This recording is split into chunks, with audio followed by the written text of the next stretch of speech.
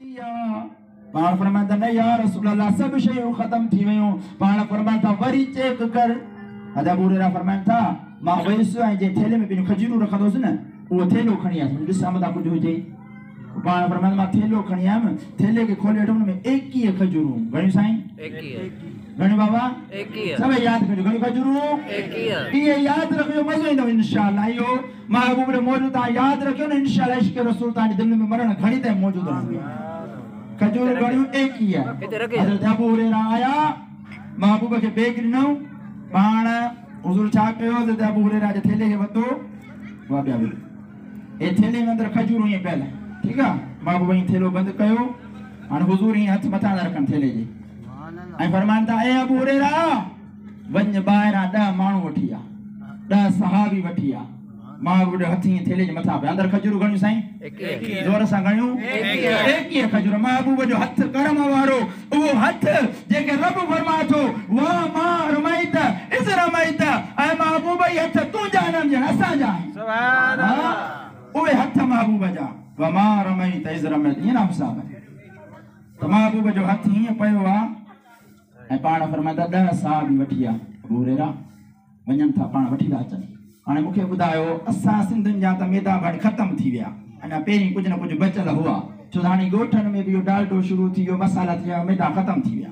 पर मां पुछां थो अरब जा माण्हू कदावर असां न पहलवान उन्हनि जा त मैदा हूंदो न साईं बाइकाउनि जो को खाइणो हूंदो न 10 माण्हू आया खजूरूं घणियूं बेग में? 21। मूंखे ॿुधाए न 10 त खजूरूं खाधियूं हूंदियूं। सुनो अबू हुरैरा रज़ियल्लाहु ताला अन्हु जी ज़ात बाबरकात इरशाद फरमाइनि था मां साम्हूं वेठो आ 10 सहाबी आया मुंहिंजे अॻियां ॾिसां पियो महबूब फरमाइनि बांदरा खजूरूं कढंदा खाईंदा वञो पर बेग खे खोलियो न।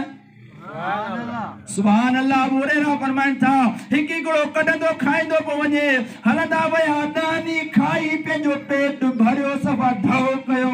घणनि खजूरुनि मां? 21 खजूर मां। सुभान अल्लाह।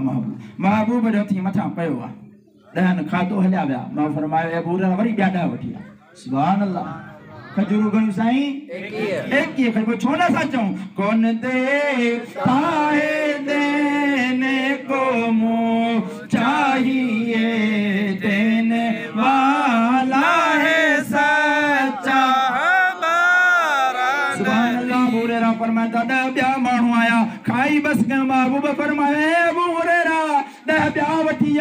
पाण फरमाइनि पा मां ॿिनि अखियुनि सां ॾिसां पियो हैरान हुअसि मुंहिंजे बेग में खजूरूं 21 10 कंदा खाईंदा पिया वञनि हता जो सॼो जंग जो लश्कर खाई ढो करे बस कयो।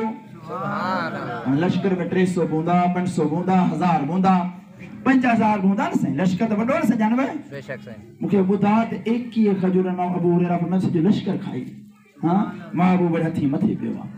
ओ फ़कीर नबी चइबो ई न खे आ जेको अहिड़ो कमु करे जेको आम माण्हू करे ई न सघे। हाँ ऐं आला हज़रत कुर्बान वञो हिकिड़नि वॾी कोशिशि कई पर उन्हनि खे नबी जो तर्जुमो बि कान आयो पर कुर्बान वञा आला हज़रत पाण फरमाईंदा नबी जी माना ई ग़ैबदान हुआ। सुभान अल्लाह।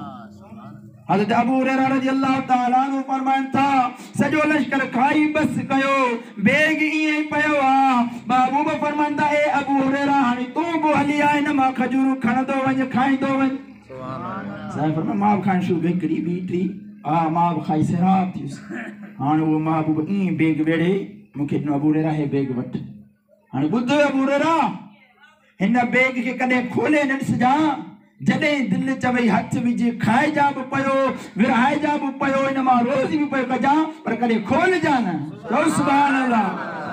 हाँ सुभान अल्लाह। अबू हुरैरा रज़ियल्लाहु ताला अन्हु फरमाइनि था उन ॾींहं खां वठी महबूब जेसीं ताईं हयात रहिया मां उन बेग मां खाईंदो बि रहियुसि रब जी बारगाह में सदको ऐं ख़ैरात कंदो बि रहियुसि उन मां रोज़गार बि कंदो रहियुसि। उहे खजूरूं उहे जो उहे मौजूद हुयूं। घणी खजूरूं साईं? 21। सुभान अल्लाह।